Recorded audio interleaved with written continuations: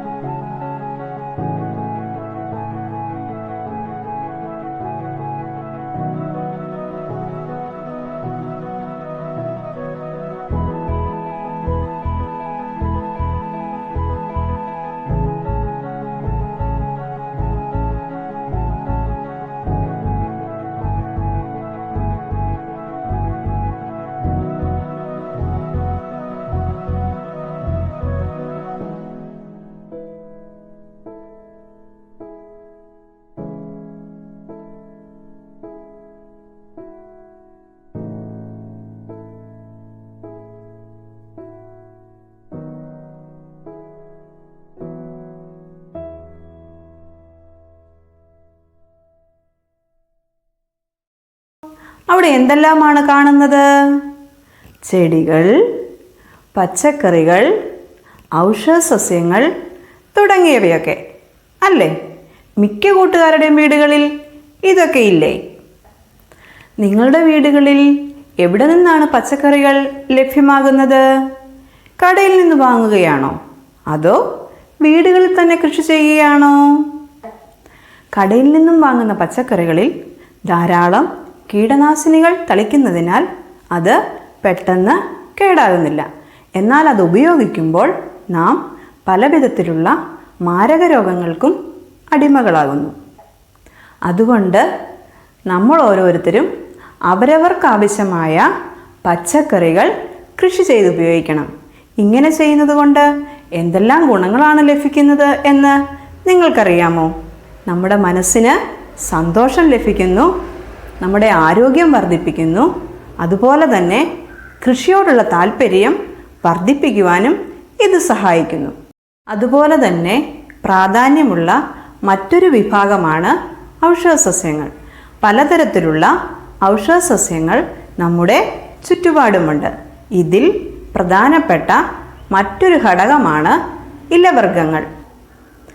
നിങ്ങൾ ഇലക്കറികളൊക്കെ കഴിക്കാറുണ്ടോ? എന്തെല്ലാം ഇലവർഗ്ഗങ്ങളാണ് നമ്മുടെ ചുറ്റുപാടുമുള്ളത്? ഒന്ന് പറയാമോ?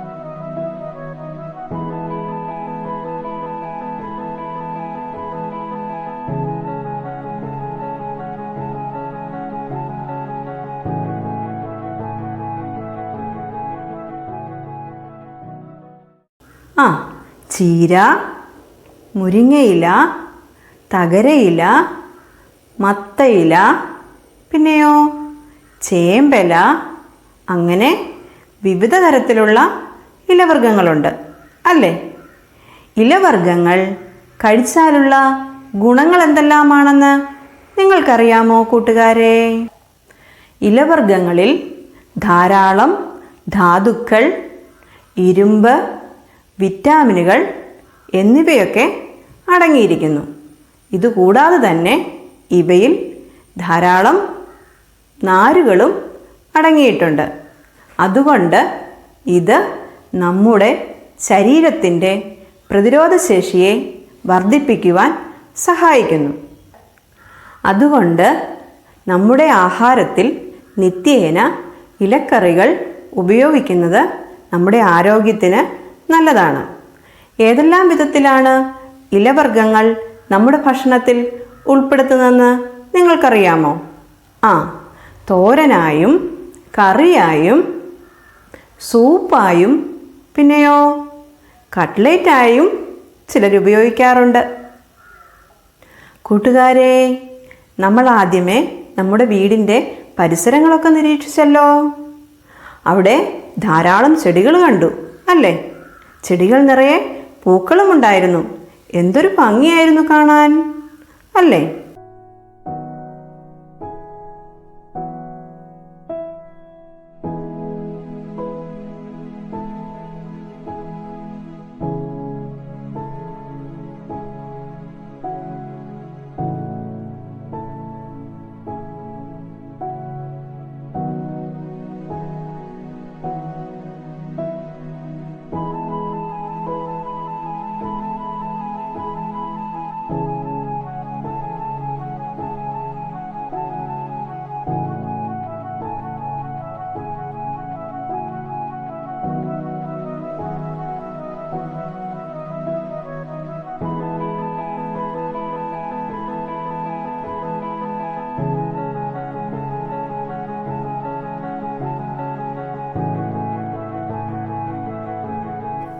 നിങ്ങളുടെ വീടുകളിലൊക്കെ പൂന്തോട്ടം ഉണ്ടോ?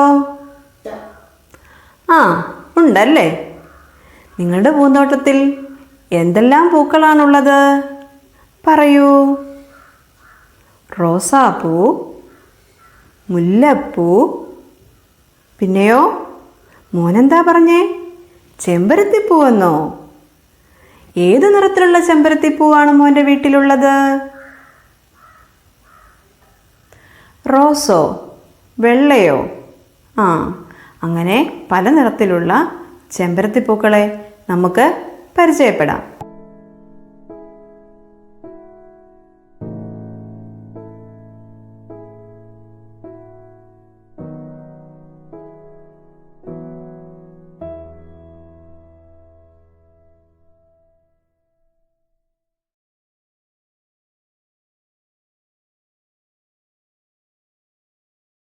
മഞ്ഞ, വെള്ള, റോസ്, ഓറഞ്ച് തുടങ്ങി വിവിധ തരത്തിലുള്ള ചെമ്പരത്തിപ്പൂക്കളെ നിങ്ങൾ പരിചയപ്പെട്ടല്ലോ.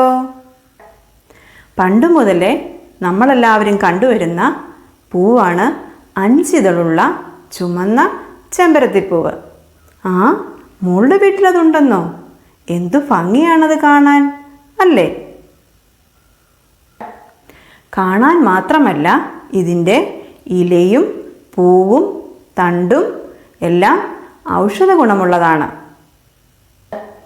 താളിയായും എണ്ണ കാച്ചുന്നതിന് വേണ്ടിയും ഇത് ഉപയോഗിക്കാറുണ്ട്. മലേഷ്യയുടെ ദേശീയ പുഷ്പമാണ് ഈ ചെമ്പരത്തിപ്പൂവ് എന്നുള്ളത് നിങ്ങൾക്കാർക്കെങ്കിലും അറിയാമായിരുന്നോ കൂട്ടുകാരെ?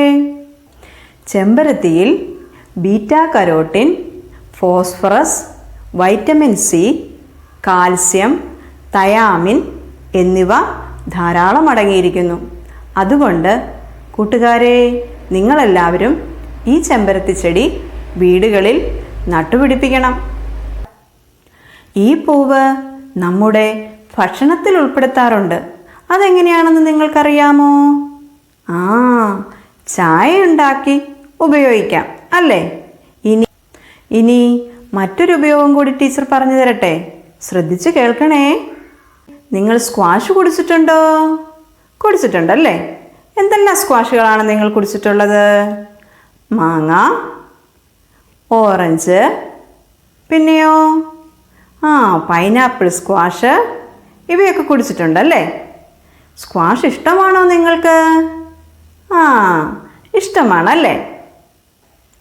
ടീച്ചർക്കും ഇഷ്ടമാണ്. ഒരു ദിവസം ടീച്ചർ അമ്മയുടെ അടുത്ത് പോയപ്പോൾ അമ്മ ടീച്ചർക്കൊരു സ്ക്വാഷ് കുടിക്കാൻ തന്നു. എന്തു രുചിയായിരുന്നെന്നോ! ആ സ്ക്വാഷ് ഉണ്ടാക്കുന്ന വിധം നിങ്ങൾക്കും ഞാൻ പറഞ്ഞു തരട്ടെ. ശ്രദ്ധിച്ചു കേൾക്കണേ. നമ്മൾ ചെമ്പരത്തിപ്പൂവിൻ്റെ ഗുണങ്ങളെക്കുറിച്ചൊക്കെ മനസ്സിലാക്കിയല്ലോ. ഈ പൂ ഉപയോഗിച്ച് നമുക്ക് സ്ക്വാഷ് ഉണ്ടാക്കി നോക്കിയാലോ? അപ്പോൾ ഇതിനാവശ്യമായ സാധനങ്ങൾ എന്തൊക്കെയാണെന്ന് നമുക്ക് നോക്കിയാലോ? കഴുകി വൃത്തിയാക്കിയ 5 ഇതളുള്ള ചുമന്ന ചെമ്പരത്തിപ്പൂ 10 എണ്ണം, 3 ഗ്ലാസ് വെള്ളം, പഞ്ചസാര ആവശ്യത്തിന്, ചെറുനാരങ്ങ. കൂട്ടുകാരെ, സ്ക്വാഷ് ഉണ്ടാക്കുന്നതിന് ആവശ്യമായ സാധനങ്ങൾ എന്തൊക്കെയാണെന്ന് മനസ്സിലായല്ലോ. ഇനി അത് നിർമ്മിക്കുന്നത് എങ്ങനെയാണെന്ന് നമുക്ക് നോക്കാം. ടീച്ചറിൻ്റെ വീട്ടുവളപ്പിലുള്ള ചെമ്പരത്തിച്ചെടി കാണാൻ പോയാലോ? ഇതാണ് ടീച്ചറിൻ്റെ വീട്ടിലുള്ള ചെമ്പരത്തിച്ചെടി. ഇതിൽ നിറയെ ധാരാളം പൂക്കളുണ്ട്. നിങ്ങളുടെ വീട്ടിലും ഈ ചെമ്പരത്തിച്ചെടി ഉണ്ടല്ലോ. ടീച്ചർ ഈ പൂ ഉപയോഗിച്ചാണ് സ്ക്വാഷ് ഉണ്ടാക്കാൻ പോകുന്നത്. കുട്ടികളെ, നിങ്ങൾ നോക്കിക്കേ, ഈ പൂ നോക്കിക്കേ. ഇതിൻ്റെ കളർ എന്താണ്? ചുമപ്പ് അല്ലേ? ഇതിന് എത്ര ഇതളുകളുണ്ടെന്ന് നോക്കിക്കേ. 5 ഇതളുകളുണ്ടല്ലേ? ഈ പൂവ് നമുക്ക് പറിച്ചെടുത്താലോ? ടീച്ചർ ഈ പൂ പറിക്കാൻ പോവുകയാണ് കേട്ടോ.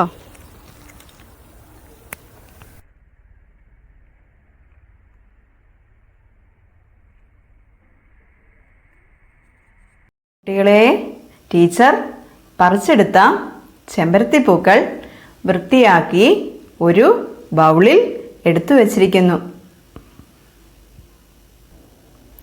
അതിനുശേഷം ഈ പൂവിൻ്റെ ഇതളുകൾ മറ്റൊരു ബൗളിലേക്ക് ഇങ്ങനെ ഓരോന്നായി അടർത്തി എടുത്ത് വയ്ക്കാം. ഈ ഇതളുകളെ അരിഞ്ഞ് മറ്റൊരു ബൗളിലേക്ക് നമുക്ക് എടുത്ത് ഇങ്ങനെ അരിഞ്ഞ് മാറ്റി വയ്ക്കാം. കൂട്ടുകാരെ, നിങ്ങൾ അരിയുമ്പോൾ പ്രത്യേകം ശ്രദ്ധിക്കണം. നിങ്ങളുടെ കൈകൾ മുറിയാതെ സൂക്ഷിക്കണേ. അതിനുശേഷം 3 ഗ്ലാസ് വെള്ളം ഒരു പാത്രത്തിലേക്ക് ഒഴിച്ച്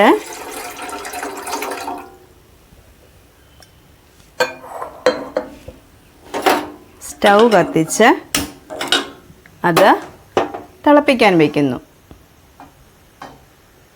ഇപ്പോൾ ഈ വെള്ളം തിളച്ച് തുടങ്ങിയിട്ടുണ്ട്. ഇപ്പോൾ നല്ലതുപോലെ തിളച്ച് വരുന്നുണ്ട് അല്ലേ? കണ്ടോ? നല്ലതുപോലെ തിളയ്ക്കുന്നുണ്ട്. നല്ലതുപോലെ തിളച്ചതിന് ശേഷം നമ്മൾ നേരത്തെ അരിഞ്ഞു വെച്ചിരുന്ന ചെമ്പരത്തിപ്പൂവിൻ്റെ ഇതളുകൾ ഇതിലേക്ക് ഇടുക.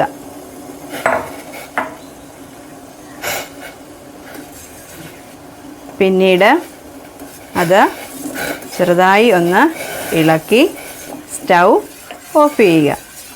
കൂട്ടുകാരെ,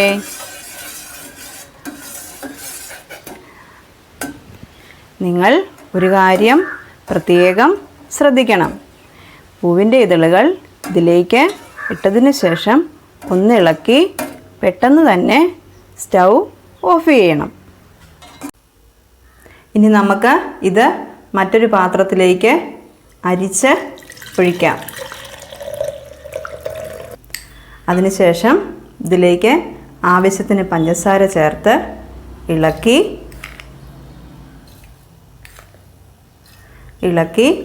തണുക്കാൻ വയ്ക്കാം.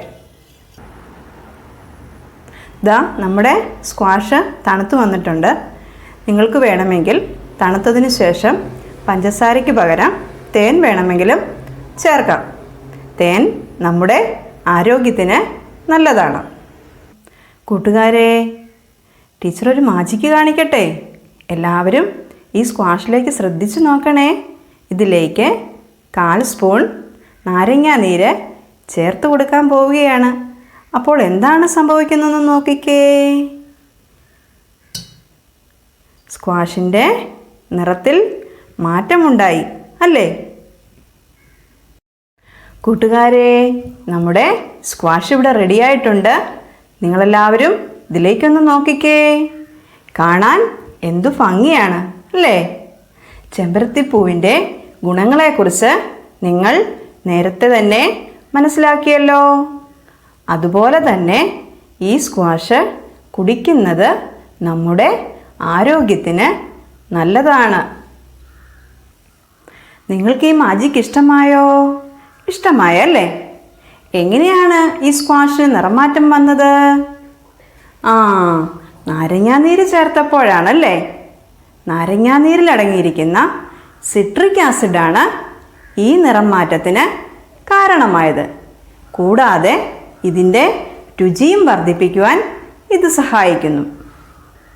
കൂട്ടുകാരെ, ഈ സ്ക്വാഷ് ഉണ്ടാക്കുന്ന വിധം നിങ്ങൾക്കെല്ലാവർക്കും മനസ്സിലായല്ലോ. നിങ്ങളെല്ലാവരും അമ്മയുടെ സഹായത്തോടെ ഇത് ചെയ്തു നോക്കുമല്ലോ. കൂട്ടുകാരെ, ഇന്ന് നമ്മൾ എന്തെല്ലാം കാര്യങ്ങളാണ് മനസ്സിലാക്കിയത്? പച്ചക്കറികളുടെ പ്രാധാന്യത്തെക്കുറിച്ച് മനസ്സിലാക്കി.